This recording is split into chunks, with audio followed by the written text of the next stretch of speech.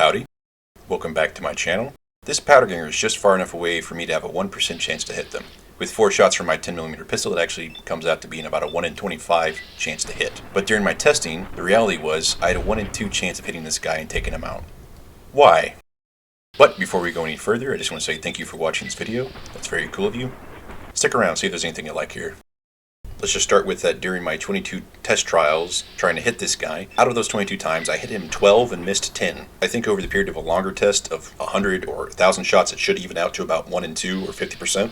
What's even more ridiculous is that during this particular session of recording, I managed to get 4 shots in a row. My chances were actually 1 in 25. To get 4 consecutive shots in a row would be 390,625 to 1 chance of doing. But the actual odds being 1 in 2 means that for this event of 4 consecutive hits to happen was more like 1 in 16, which is far more reasonable. So either this particular recording session is the wildest statistical anomaly in the history of the planet, or the way VATS works isn't exactly how it's portrayed by the numbers. Here's some things to keep in mind. This generation of Fallout was running off of an updated version of the Gamebryo engine that was used for Oblivion. At the very least, while you're using VATS, a projectile is created. This might be the only instance where projectiles are used for guns, otherwise always being hit scanned, but just while you're using VATS, this seems to be the case.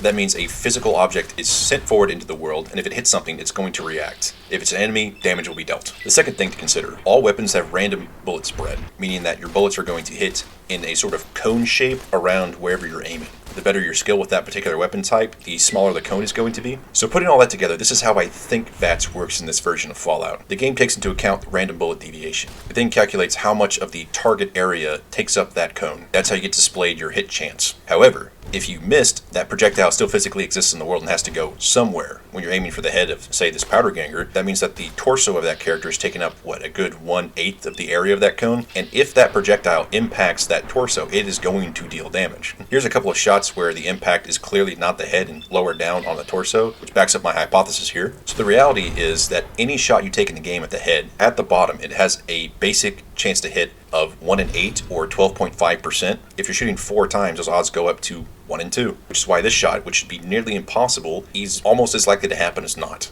Here are some takeaways. Because the weapons in this version of Fallout are projectile-based, if they miss in VATS, they can still impact the torso due to random bullet deviation. Because the torso takes up such a large area of that bullet deviation, you have a good 1 in 8 to 1 in 4 chance of hitting the torso at any range. So if you ever have VATS available to you, just go ahead and aim for the head, and you will probably hit them if you have 3 or 4 shots. The odds are actually in your favor that you won't miss during that volley of fire. So yeah, that's how VATS practically can't miss in this generation of Fallout.